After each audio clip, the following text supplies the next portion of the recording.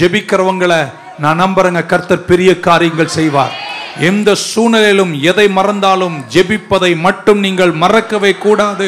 தேசத்துக்காய் ஜெபியுங்கள், உங்களுக்காய் ஜெபியுங்கள், உங்கள் பிள்ளைகளுக்காய் ஜெபியுங்கள், உங்க கெரியருக்காய் ஜெபியுங்கள், உங்க பிசினஸ்க்காய் ஜெபியுங்கள், சபைக்காய் ஜெபியுங்கள், நியூ லைஃப் சர்ச்சுக்காய் ஜெபியுங்கள், தேசத்தை ஆளுகிற அரசியல் தலைவர்களுக்காய் ஜெபியுங்கள். நான் நினைக்கிறேன், நீங்க ஜெபம் பண்ணிட்டே இருந்தா தேவன் தேசத்தில் காரியத்தை வாய்க்கை செய்வார். ஒரு எக்ஸாம்பிள் காட்டுறேன். ஒரு தேவ மனுஷனின் நம்முடைய தலைமுறையில் வாழ்ந்திருக்கிறார். அவருடைய பெயர் முல்லர், ஜார்ஜ் முல்லர். ஒரு பெரிய மிஷனரி என்று சரித்திரம் அவரை குறித்து எழுதப்பட்டிருக்கின்றன. ரொம்ப ஜெபிக்கிற மனுஷன். முல்லர் என்று சொன்னால் ஜெபம் என்றுதான் அவரை குறித்து சொல்வார்கள். he lived a very simple life.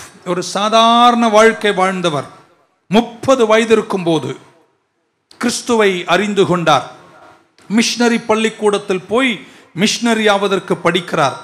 Missionary படித்து முடித்த பின்பு மிஷனரி போர்டில் போய் நான் மிஷனரி ஆகணும்னு சொன்னார்கள். அவருடைய சரித்திரங்களை அலசி பார்த்து விட்டு நீ மிஷனரி ஆக முடியாது, ஏன்னா உன் கடந்த கால வாழ்க்கை ரொம்ப பாவம் நிறைஞ்ச வாழ்க்கைன்னு நம்மால் சொல்லிட்டான். ஆமென். அவரை புறக்கணித்தார்கள். அதற்கு பின்பு 1 வருஷம் ஜெபம் பண்ணினார். எத்தனை வருஷங்க?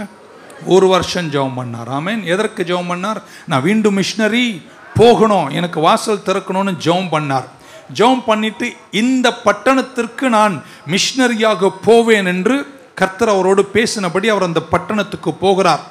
மிஷனரி இயக்கங்கள் எல்லாம் அவரை தள்ளி ஆயிட்டு. அப்படி ஒரு சபை நடந்துட்டு இருக்கு. அந்த சபைக்கு போறார். ஏன்னா அந்த பட்டணம் தான் அவருக்கு கர்த்தர் காண்பித்தார். அந்த பட்டணத்தில் சபைக்குள்ளே போனார். சபைக்குள்ளே போய் அவர் அந்த சபையில் போய் சொன்னாராம், நான் மிஷனரி பள்ளிக்கூடத்தில் படித்து இந்த பட்டணத்துக்கு மிஷனரியாக வந்திருக்கிறேன்னு சொன்னாராம். அந்த சபையார் சொன்னாங்களாம், போன வாரம் தான் இங்கே இருக்கிற பாஸ்டர் ரிசைன் பண்ணிட்டு போயிட்டார் அப்படின்னு. ஆமென். அப்படின்னா என்னங்கன்னு கேட்டார். நாங்களே பாஸ்டர்லாம் இருக்கிறோம் வாயான்னு சேர்த்துக்கிட்டாங்களாம். 1 வருஷம் ஜெபம் பண்ணுறாரு. இந்த பட்டணத்தை கர்த்தர் காண்பிக்கிறாரு. அவர் ஒரு சபைக்கு போகிறாரு. அந்த சபைக்கு முந்தின வாரம் பாஸ்டர் ரிசைன் பண்ணிட்டு போயிட்டாரு. அவர் அங்கே பாஸ்டரை வைக்கிறாரு. அந்த சபைக்கு போன அவர் ஊழியத்தை தொடங்குகிறார். எல்லா இடத்திலும் ஆர்ஃபனேஜ் தொடங்குகிறார். அநாத பிள்ளைகளை வளர்க்கும் திட்டத்தை கொண்டு வந்தார். அந்த சபையில் அவர்தான் தசமபாகம் காணிக்கை என்ற திட்டத்தை அந்த சபைக்கு ஜார்ஜ் முல்லர் கொண்டு வந்தார். அது வரைக்கும் அந்த சபையில் தசமபாகம் காணிக்கை கிடையாதாம், சீட்டுக்கு தான் காசாம். நானும் யோசித்து பார்த்தேன், நல்ல திட்டம் தான். அதாவது எங்கெங்க சேர் இருக்கிறோம், ஒவ்வொரு சேருக்கும் ஒரு விலை போட்டிருப்பாங்களாம்.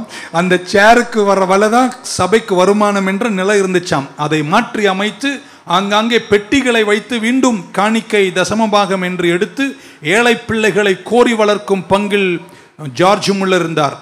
1800ஆம் வருஷத்தில் ஒரு குட்டி சபையில் ஒரு சின்ன பட்டணத்தில் போய் பாஸ்டராய் சேர்ந்த அந்த திருச்சபை மிஷன் ஊழியங்களுக்கு அப்பொழுதே கொடுத்த காணிக்கை $7.5 மில்லியன்.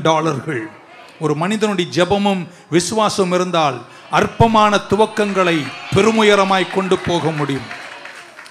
எந்த மிஷனரி இயக்கங்களும் சாதிக்காததை ஜார்ஜ் முல்லர் சாதிக்க தொடங்கினார். ஆயிரக்கணக்கு பிள்ளைகளை எடுத்து வளர்த்தார். ஆமென். என்ன சொல்ல வரேன்னு கேட்டீங்கன்னா புரிஞ்சுப்பீங்க. அவருக்கு 5 நண்பர்கள் இருந்தார்கள். 5 நண்பர்கள் இருந்தார்கள். அவர் ஜெபம் பண்ணினார். என்ன ஜெபம் பண்ணாரா? இந்த 5 பேரும் ரட்சிக்கப்படணும்னு ஜெபம் பண்ணார். 10 வருஷத்துல 3 பேர் ரட்சிக்கப்பட்டாங்க. 10 வருஷத்துல 3 பேர் ரட்சிக்கப்பட்டாங்க. என்னால் அனுதினமும் அவர்களுக்காய் ஜார்ஜ் முல்லர் ஜெபம் பண்ணினார். நீங்க நிறைய பேர் என் புருஷன் ரட்சிக்கப்படலன்னு நீங்க ஜெபம் பண்ணலன்னு அர்த்தம். ஆமென். 4வது நபர் 25 வருஷத்தில் ஜெபம் பண்ணார். 25வது வருஷத்தில் ரட்சிக்கப்பட்டார். ஆமென். 4வது நபர் 25வது வருஷத்தில் ரட்சிக்கப்பட்டார். மிச்சம் ஒருவர் மட்டும் இருந்தார். ஜார்ஜ் முல்லர் ரட்சிக்கப்பட்டு 52 வருஷத்திற்கு பின்னாடி தான் மரித்தார். 52 years after he got born again. அவர் ஆண்டவரை அறிந்து 52 வருஷம் வாழ்ந்த பின்னாடி அவர் மரித்தார். மரிப்பதற்கு முன்பு இவர் அனுதினமும் இந்த 5வது நண்பருக்கு ஜெபிப்பதை நண்பர் கேட்டிருக்கிறார் பலமுறையும். ஜார்ஜ் முல்லர் மரித்தார் என்று கேள்விப்பட்ட போது 5வது நண்பரும் போய் அவர் கல்லறைக்கு முன்பாக கண்ணீர் வடித்து முழந்தாள் படியிட்டு அவரும் ஆண்டவரை தன் இரட்சகராக ஏற்றுக்கொண்டார். ஜார்ஜ் முல்லர் மரித்த போது அவர் ஜெபம் பண்ணின 5 பேருமே கர்த்தரை அறிந்தார்கள். எத்தனை பேர் தெரியும்? ஜெபம் ஜெயம். நீங்க நினைக்கிற நேரத்தில் நடக்கலனாலும் ஜெபம் மாற்றங்கள் ஏற்படுத்த வல்லது. அவர் இறையாமை உள்ள தேவன் தான் என்றாலும் இந்த பூமியில் ஜெபிக்கிற நீங்கள் ஜெபத்தில் தரித்திருந்தால் நீங்கள் எதை கட்டுகிறீர்களோ அது பரலோகம் கட்டும், எதை கட்டவிழ்க்கிறீர்களோ பரலோகம் கட்டவிழ்க்கும். நீங்கள் ஜெபிக்கிறவர்களாக இருக்க வேண்டும். ஆமென்.